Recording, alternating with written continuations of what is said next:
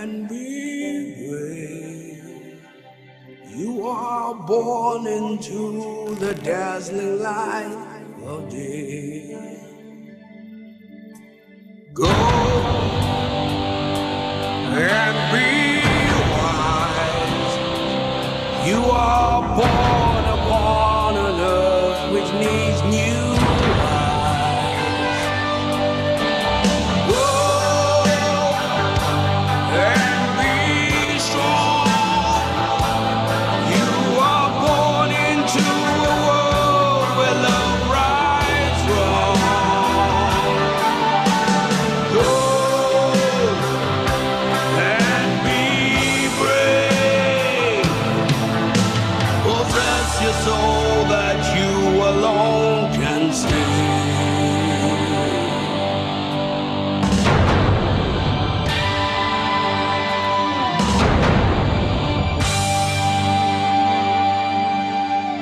The public session. Mr. Blair, thank you very much for joining us today. Very welcome. As you know, we've been conducting an inquiry into the On the Runs administrative scheme, and we see you as a very valuable witness. So thank you very much for coming. I understand you wanted to make a brief opening statement. No, actually, I decided to just go straight into it. Go straight into it. Okay, well, perhaps I could invite you then to perhaps tell us about the administrative scheme. Where did it start? Why did it start? What was your role in it? I think that would be very useful. In the Good Friday Agreement, we had included a provision there that was very controversial, very difficult, but absolutely essential for there to be an agreement to set a framework for the peaceful resolution of the conflict in Northern Ireland. Part of the agreement was to do with prisoners and the release of prisoners, people who had been convicted of serious terrorist offences, but who nonetheless were going to be released as part of the agreement in order to try and put the past behind us. And this was an integral part of the agreement. It was very controversial, very difficult. I think probably one of the most, if not the most difficult aspect of the agreement.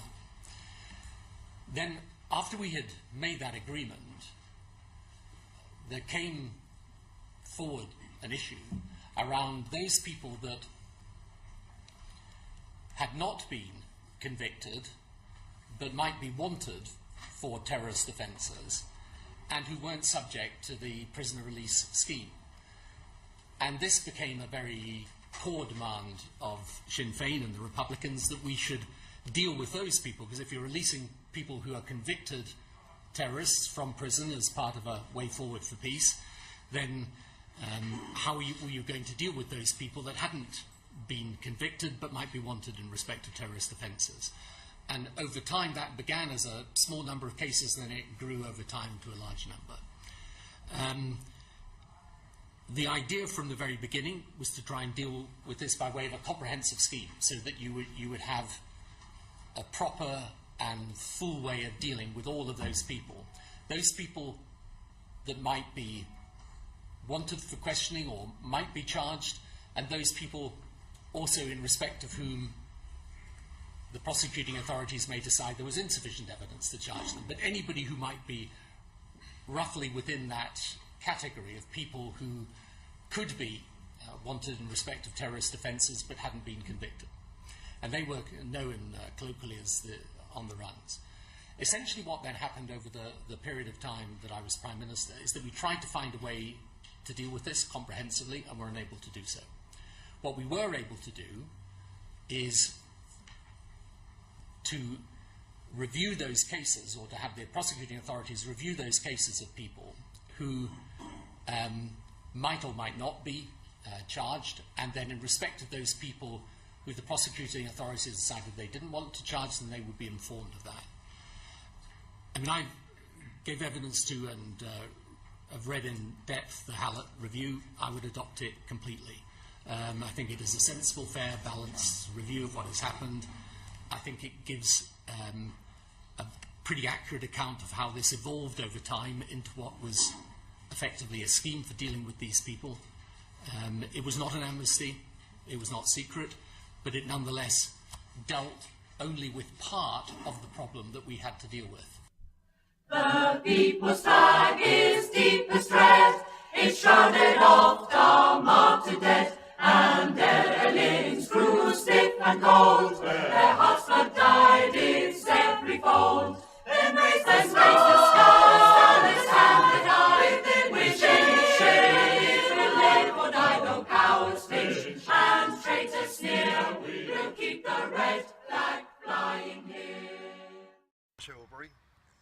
the Justice of Northern Ireland Veterans, living in Barnstable, North Devon. And I'm Alan Barry. I'm the co-founder of Justice for Northern Ireland Veterans. We're a group of 22,000 veterans who served in Northern Ireland and support us. Okay, and why have you organised this protest today? Well, 3 weeks ago I found out Mr Corbyn was coming down to visit Barnstable for fundraising for the North Devon Labour Party. It was a golden opportunity for us as veterans of Northern Ireland to vent our anger and disappointment at Mr Corbyn's involvement with the Irish Republican Army during the war in Northern Ireland, while our soldiers are being shot, killed and maimed freely and at will by the Irish Republican Army. Jeremy Corbyn supported the IRA in their war of terror. He claims now in interviews that he was trying to negotiate a peace. He was never trying to negotiate a peace. MI5 actually opened a file on Jeremy Corbyn, and that's on public record because of his close links with the Irish Republican Army. He also held a 1-minute silence in the Houses of Parliament along with John MacDonald and certain other left-wing members of the Labour Party after the death of an IRA terrorist at the hands of the security forces. Mr Corbyn has always made it very clear that he supports the Irish Republican Army and a united Ireland. So therefore he is against everything that this country stands for in terms of fighting Irish terrorism. And what would you like to achieve with your protest today? We want to make sure that the young people who Jeremy Corbyn is trying to attract know about his past. It's very important that people do not forget the links that this man had to Irish terrorism and the sympathy that he held towards those terrorists. It's very important that the young people of today know about this. The IRA war of terror finished in the early 1990s. We lost 749 British soldiers in Northern Ireland. That's more than Iraq and Afghanistan added together. Granted, the war went on for a lot longer, but total security force dead was 1,360. Total dead and wounded were over 3,000. Jeremy Corbyn openly supported that terror group. Jeremy Corbyn did not try and negotiate a peace. Jeremy Corbyn openly supported IRA terrorism along with other Marxist members of the Labour Party, and we want to make sure young people today know that this man is a danger to our national security and should not at any cost ever be elected as Prime Minister of this great nation. Thank you. And how long are you going to be here today so that people know? As long as it takes. Brilliant. Is there anything else you'd like to add? At some point today, when Mr Corbyn comes, we'd like to hand over a petition to him, a request to visit us anywhere in the UK to sit down and talk about his views on the IRA and our views on what it was like to face the IRA. Mr Corbyn continuously avoids any contact with veterans because he knows that he really cannot. He's been dressed up now as something that he isn't. His own spin doctors within the Labour Party have smartened his appearance up. He's airbrushing out of the history books his links with Irish terrorism and his support for Irish terrorism and trying to dress it up in interviews that he's had when he's been questioned over it, that he was trying to negotiate a peace. Jeremy Corbyn was not involved in any peace negotiations. Jeremy Corbyn openly supported Irish nationalist terrorism, and basically was a friend of the IRA. He was not a friend and is still not a friend of soldiers who fought that vicious enemy in Northern Ireland. He is our enemy. Jeremy Corbyn does not represent us. God forbid that man would ever be Prime Minister of this country.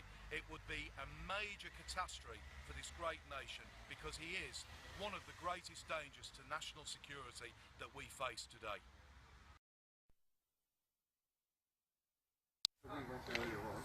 Hi everyone, Alan Barry here from Justice for Northern Ireland Veterans. I'm here with Vern Tilbury and a number of other guys who've been here for the day. Vern organised this event today. We've been here since, Vern's been here since 8 o'clock this morning. It's now 20 to 8 in the evening. We're at the venue here at Barnstable where Jeremy Corbyn has just arrived. There's about 800 people here today. The place is absolutely packed. You know, we've had a relatively good response from certain members of the public who are coming to support Mr Corbyn.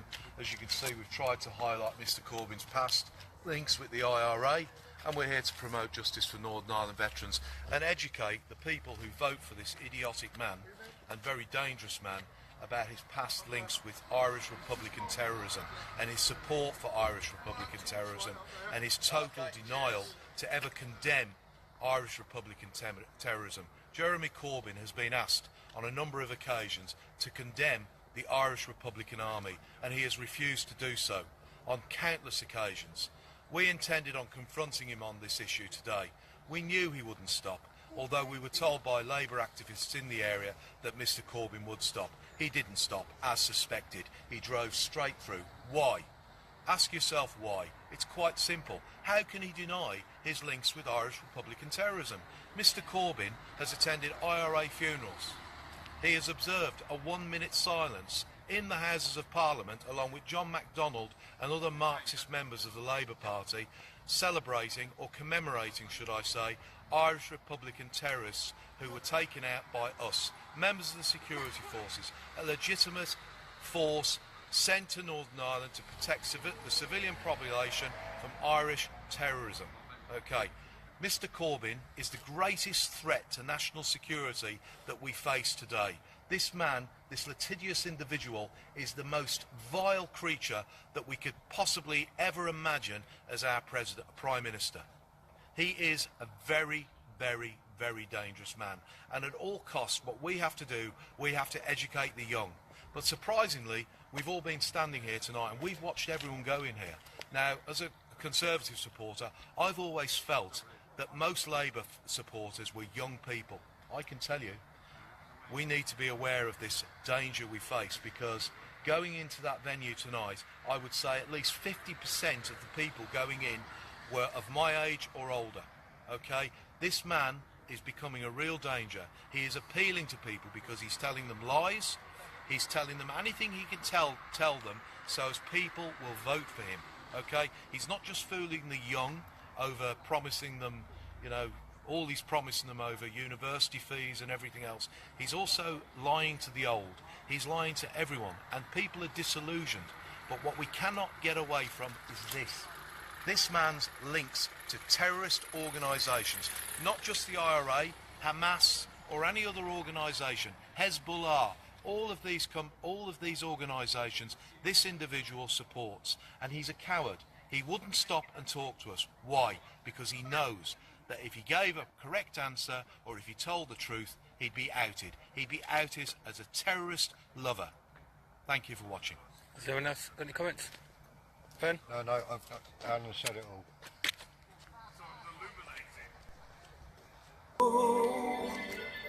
And be brave. You are born into the dazzling light of day. Go